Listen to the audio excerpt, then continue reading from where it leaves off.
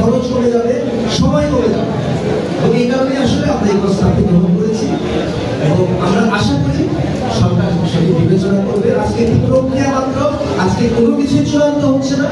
আপনাদের সবার সম্মিলিত মতামতের ভিত্তিতে আমরা একটি সিদ্ধান্তের উপনীত হতে পারি, সেটি আমরা মানব এবং আশা করি অদূর ভবিষ্যতে আমরা বলতে পারবো লক্ষ্মীপুর জেলায় ৬টি এবং বাংলাদেশের বিভিন্ন প্রতিযোগিতামূলক পরীক্ষায় প্রশ্ন আসবে যে বাংলাদেশের সর্বশেষ ঘোষিত উপজেলা কোনটি, সবাই বলবে যে চন্দ্রগঞ্জ উপজেলা।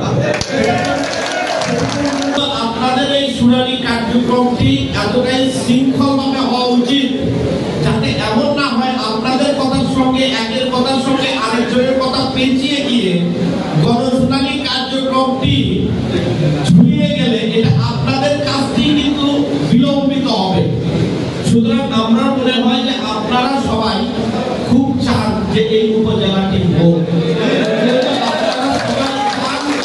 আমি আশা করব আপনারা সুচিন্তিত, সুসংগঠিত এবং যেটি কার্যকরী সেই প্রস্তাবগুলো নির্দিষ্ট ব্যক্তিরা উপস্থাপন করবেন। একজনের প্রস্তাবের সঙ্গে আরেকজনের প্রস্তাব যেন মিশে গিয়ে আপনাদের এই কাজটিকে পিছন দিকে টেনে না ধরে, এটির জন্য আপনারাই কিন্তু ভূমিকা পালন করবেন। যে কার্যক্রমটি এখন শুরু হতে যাচ্ছে গণশুনানি কার্যক্রম, যেমন একটা উপজেলা হোক তথা পূর্বাঞ্চলে একটা উপজেলা হোক, দক্ষিণ